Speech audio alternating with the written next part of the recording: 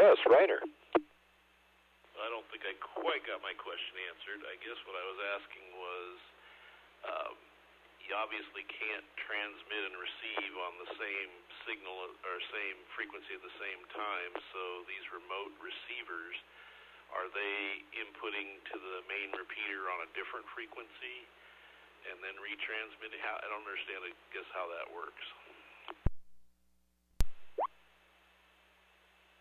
Yes, each receiver has its own PL, so only one of them should transmit at a time because only one is being addressed by the proper PL. And now that audio goes out through the same channel as all the rest because amateur radio frequencies are very precious these days.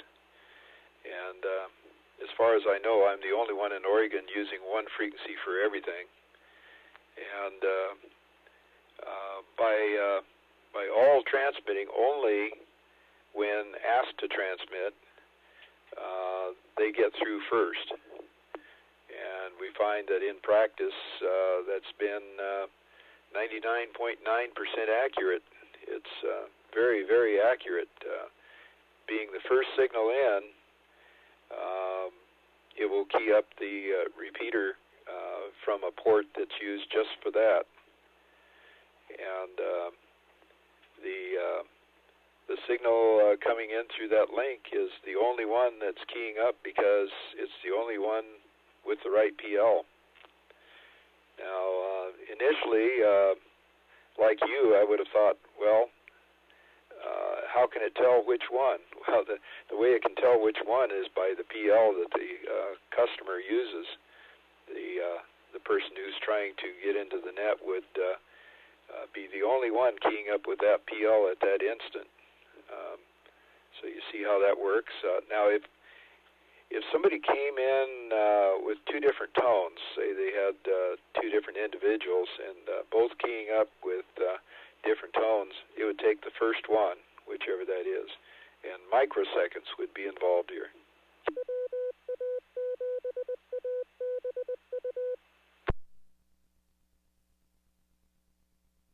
I guess I was assuming that if you had a signal coming into one of the remotes on 690 and it's retransmitting on 690, that you would have an echo from the delay inside the transmitter itself, but it's more like a transponder. It's just an instant retransmit after it receives that tone to say I'm active.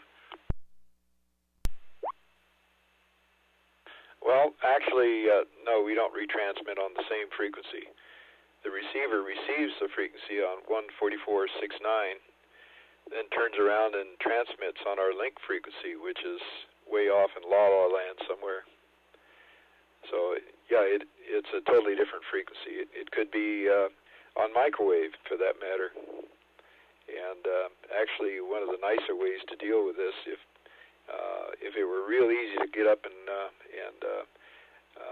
climb up and put these things on microwave dishes, these little microwave dishes only cost about $70 these days, and the radios I'm buying are $300, and the receivers are $1,200. So I sure wish I could use the microwave. I guess that's what I was wondering. I knew you had to be using different frequencies, but I didn't understand how that was working. So the microwaves would be excellent if you could get a direct point-to-point connection without any mountains in the way. Oh, yes, they sure would. And along the way, I've discovered a lot of neat things. When you're on a mountaintop talking to another mountaintop 30 miles away, it's amazing when you lay the antenna down on the floor and pointed the wrong way, maybe even 90 degrees to where it's got to go. You're sitting up here on a mountaintop on a frequency that doesn't normally go very far, and your antenna is laying on the floor, and you're only using 5 watts, and the repeater on the other end indicates you got a rock-solid signal that's just booming in. It makes you scratch your head a little bit. Signals from mountaintop to mountaintop are just incredibly clear.